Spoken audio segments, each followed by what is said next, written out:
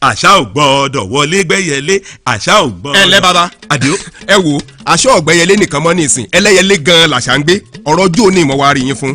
ṣé ẹ rí i nígbà tí ìjọba kọ̀ tí ó sọ̀rọ̀ láwọn ọ̀dọ́ ti ṣaṣara bàgbó pé kí gbogbo àwọn oníṣẹ́ bí ó kù lágbègbè wa ni wọ́n bá níjọba sọ pé kámórí wá ká fọrùn lẹ̀. tá ń sọ bẹ́ẹ̀ àdìo ìwọ náà sì tún pẹ̀lú ọ̀bọ jáwúra mi bí wọ́n mọ̀ pé nǹkan tíjọba ìpínlẹ̀ Ọ̀yọ́ ń sọ ni pé a lè fi nǹkan tó kù díẹ̀ káàtó ṣàtúnṣe nǹkan tí ò dáa ó dáa àdìo láti gbẹ̀ tí wàá déhùn ṣé eégún kan ti wá yọrẹ sí babaláwo yín bí. rárá o bàbá. ní nǹkan tó jẹ́ pé kẹ́yìn ọ̀dọ́ tó fọn níjọba ti yàwó tùlù fún ẹ̀ṣọ́ aláàbò àmọ̀tẹ́kùn pé kí wọ́n fi tọ̀gbẹ́ tààlà láti lé gbogbo àwọn ẹni ibi jáde ní kọ̀lọ̀fín wọn bẹ́ẹ̀ ló ṣètò ọlọ́pàá scrodom ibi fáàbò gbogbo wa nípìnlẹ̀ Ọ̀yọ́ náà ni ṣèjọba tó wá ṣèyún ní òwà rẹ̀ nìràn lẹ́rù ni ó tún mọ́ ọkọ̀ fẹ́ bí. ọ̀rọ̀ yín yé mi bàbá àmọ́ ọ̀tọ̀ ní táwọn èèyàn mọ̀ ń wíìkì.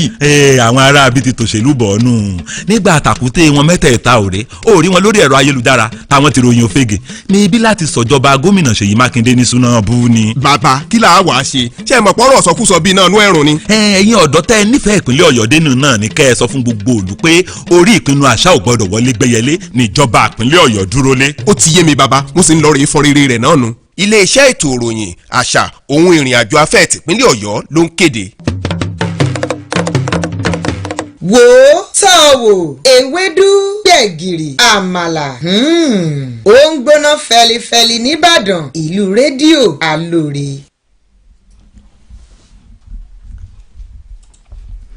aago 4 ti lù láti rédíò Aloore tó kalẹ̀ sí yàrá ìgbóhùnsáfẹ́fẹ́ ti GSM níléeṣẹ́ ètò ìròyìn àṣà àti ìrìnàjò afẹ́ nípínlẹ̀ Ọ̀yọ́.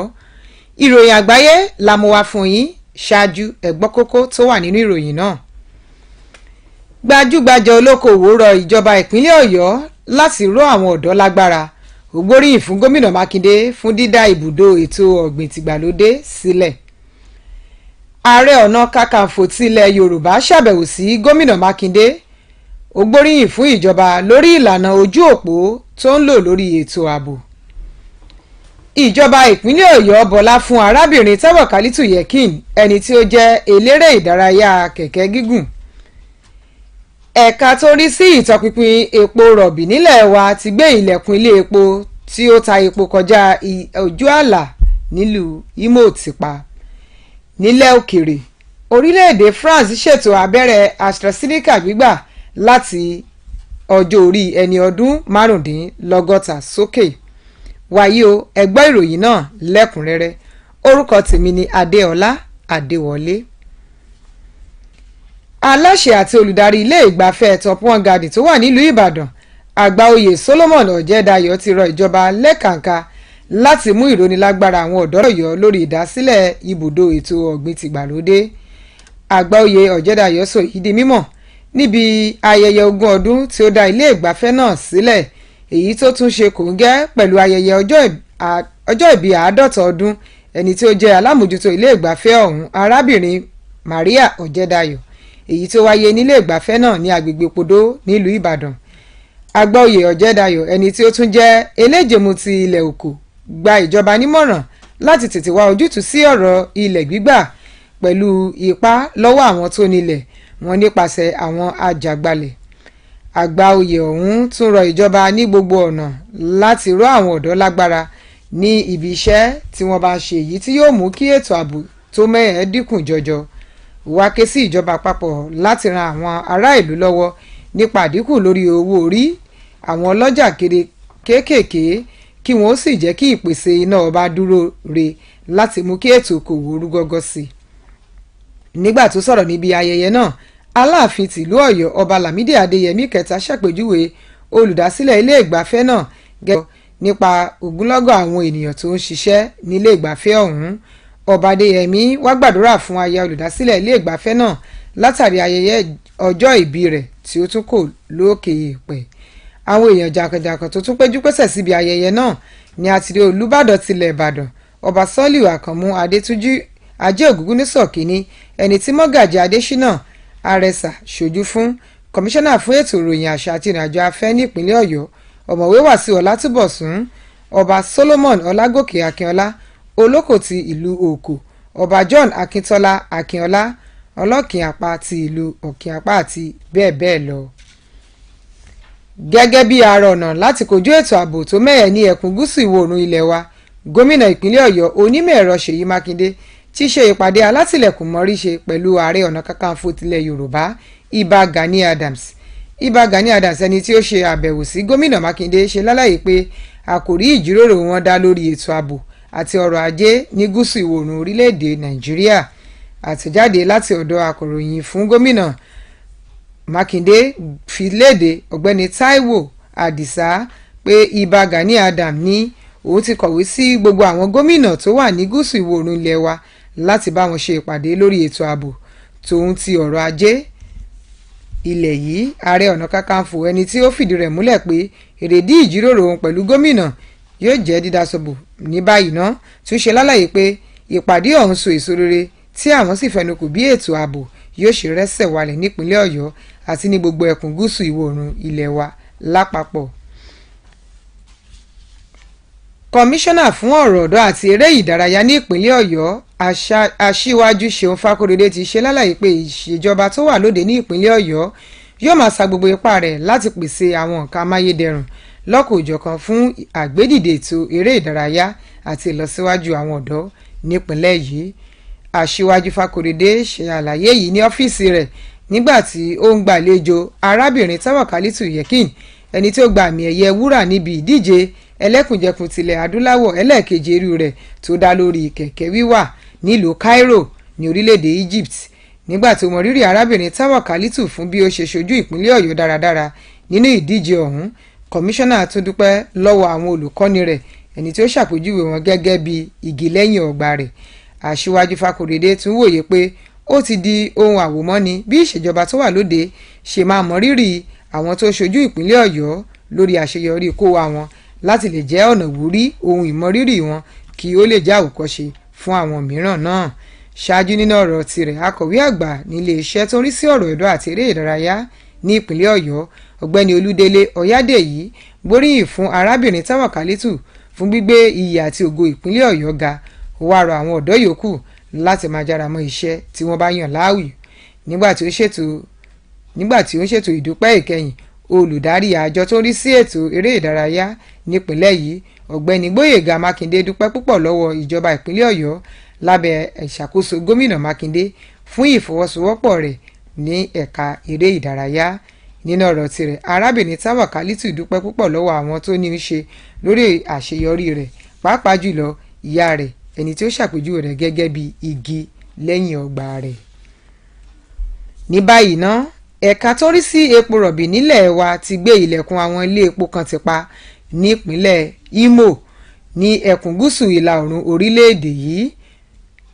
nípínlẹ̀ Imo lọ́jọ́ ẹtì ni adarí lẹ́kùn náà arábìnrin Roselyn Wakil kó àwọn ọ̀gá àjọ náà sòdí láti ṣe àbẹ̀wò sí ìlú Òwìrì tí í ṣe olú ìlú ìpínlẹ̀ Imo. lásìkò ìtọpinpin náà àwọn ilé epo kan ni ó di títì pa látàrí pé wọ́n ta epo bẹntiró kọjá iye tí ìjọba fọwọ́ sí láti máa tà wọ́n. ó ṣe àfikún rẹ̀ pé ikọ̀ ń gùn lé ìtọpinpin náà láti rí dájú pé àwọn ilé epo ń ta epo bẹntiró ní gbèǹdéke tí iye tí ìjọba ní kí wọ́n máa tà á.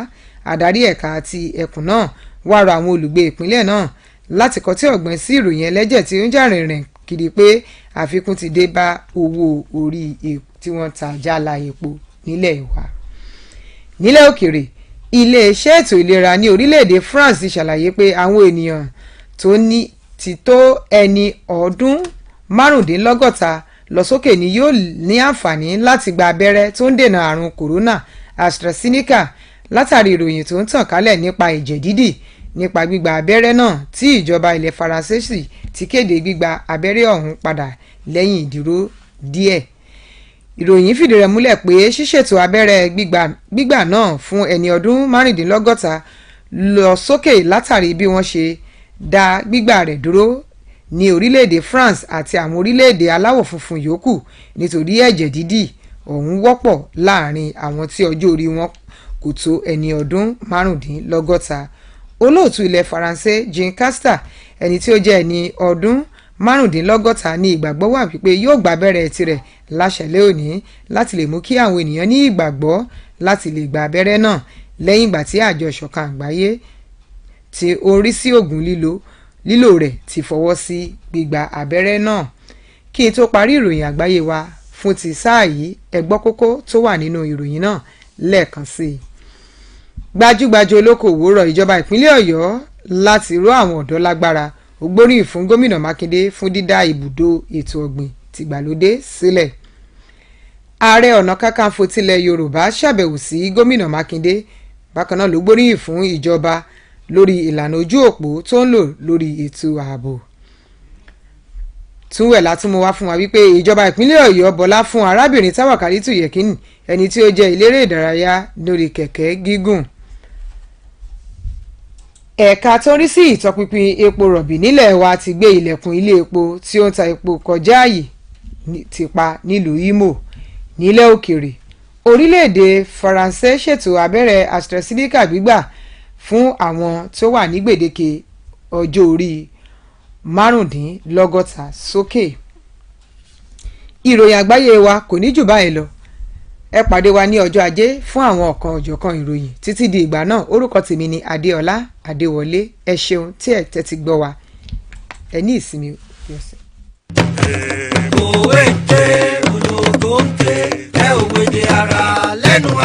Gbẹ̀gìrì, ewédú, àmàlà, ó ń gbóná fẹ́lifẹ́li in Ìbàdàn. The anchorage of Aloore Radio. Aloore Radio from Ibadan to the world.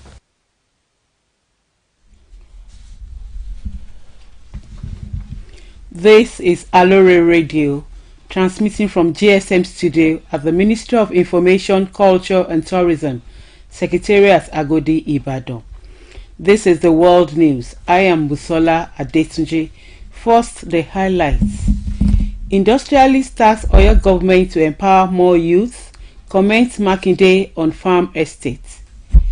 Gani Adams visits Makinde. Comments Oyo on security architecture. Oyo government honors continental cycling champion Táwàkálítù Yẹ̀kínì as she won gold medal in Cairo, Egypt. DPR seals filling station selling petrol above approved price in Imo. And on the foreign scene, France recommends AstraZeneca vaccine for 55 years and above. The news in full. The Chief Executive Officer, Top One Gardens, I Chief Solomon Ojedayo, has urged the government at all levels to take youth empowerment as a priority, just as he commended Oyo State government on the farm estate project. He made this known during the 20-year anniversary of Top One Gardens, which coincided with the 50th birthday celebration of the Managing Director of the garden, Mrs. Maria Ojedayo, held at Top One Gardens, Podo, Ibadan. I Chief Ojedayo, who also doubled as the Elejemu of Okoland, advised government to urgently do something on cases of land grabbers who he said were forcefully taking over people's lands. Ojedayo also admonished government at all levels to empower more youth in their various domains. This, according to him, would reduce the level of insecurity in the state. He then charged federal government to assist its citizens by reducing taxes of the small-scale businesses while calling for regular supply of electricity to help the small-scale business grow faster. As part of measures to address the insecurity challenges in the southwest geopolitical zone, Oyo State Governor Seyi Makinde held a closed-door meeting with the Ààrẹ Ọ̀nà Kakanfò of Yoruba land, Iba Gani Adams. Adams, who paid a private visit to Makinde, said the discussions centered on issues related to the security and economy of the Southwest. He maintained that the content of the discussions between him and the Governor Makinde remained under wraps, was fruitful, and that there was an agreement on how Oyo State and the entire Southwest would be at peace. The issue of agriculture was also discussed, and the Ààrẹ Ọ̀nà Kakanfò disclosed that all security outfits, including OPC members, Agbekoya, hunters, are brought together for effective security in the environment. He also called for vigilance among the people of the state and the region, stating that the issue of security needs a collective effort. Speaking at the event, the Aláàfin of Ọ̀yọ́, Ọba Lamidi Adeyemi III, described Top One Garden Boss as a God-sent man to reduce poverty in the society, considering the number of people working in his company. He prayed for the wife of the industrialist, who is the managing director of the company, Mrs. Maria Ojedayo. Present at the event were the Aláàfin of Ọ̀yọ́, Ọba Lamidi Adeyemi III, Olúbàdàn of Ìbàdàn land, Ọba Saliu Àkànmú Adétúnjì, who was represented by Mogaji Adesina Aresa, Ọba Solomon Ọlágòkè Akínọlá, Olóko of Okoland, Ọba John Akintola Akínọlá, Alápá of Ọ̀kín, and the Honourable Commissioner for Information, Culture and Tourism, Dr. Wasiu Olatubosun, and many others. Oyo State Commissioner for Youth and Sports, Asiwaju Seun Fakorede, has stated that the present administration would do everything possible to provide basic amenities, welfare and facilities for the promotion of sporting activities and progress of youth in the state. While receiving and presenting award in honor of Tawakalitu Yekini, a gold medalist at the just ended 7th edition of African Continental Track Cycling Championship in Cairo, for her outstanding performance at the just concluded tournament. He, however, appreciated Tawakalitu for representing the state well at the tournament. Fakorede also appreciated her coaches, who he described as the powerhouse that were behind her success. Asiwaju Seun Fakorede noted that it has become a rule norm, especially when the present administration in Oyo State, to recognize and celebrate its outstanding athletes publicly so as to serve as motivation and inspiration to others. Earlier in his welcome address, the Permanent Secretary, Ministry of Youth and Sports, Mr. Oludele Oyadeyi, commended Tawakalitu for making the state proud, charging other youths to emulate her hard work. In her response, Tawakalitu thanked those who have contributed to her achievement, most especially her mother, who has been a backbone and hero. The Department of Petroleum Resources has seized some petrol stations in Imo State, southeast Nigeria. On Friday, the zonal coordinator of DPR in Imo, Mrs. Roslyn Waki, led a team of officials on a routine monitoring exercise in Owerri, the state capital. During the operation, some filling stations were sealed for selling premium motor spirits (PMS), also known as petrol, above the authorized pump price. She added that the team embarked on monitoring exercise to ensure that the operators are selling within the government's approval pump price. The DPR zonal coordinator therefore urged the residents in the state to disregard any rumor of an increase in the pump price of petrol. And on the foreign scene, France Health Authority on Friday recommended that only people aged 55 and above should be given the AstraZeneca COVID-19 vaccine due to reports of blood clots, while given the green light to resume its use after a brief suspension. It said its recommendation was based on the fact that the reports of blood clots that had prompted its suspension in France and other European countries had only been seen in those aged under 55.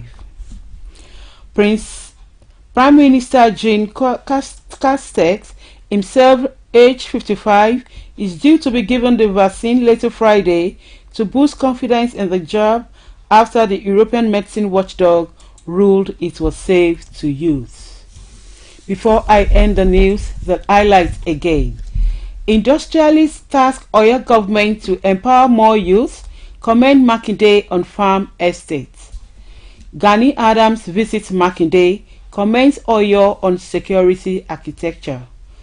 Oyo government honors continental cycling champion Tawakalitu Yekini as she won gold medal in Cairo, Egypt. DPR seals filling station selling petrol above price in Imo. And on the foreign scene, France recommends AstraZeneca vaccine for 55 years and above. That ends the world news. I am Busola Adetunji. Thanks for listening. Enjoy your weekend.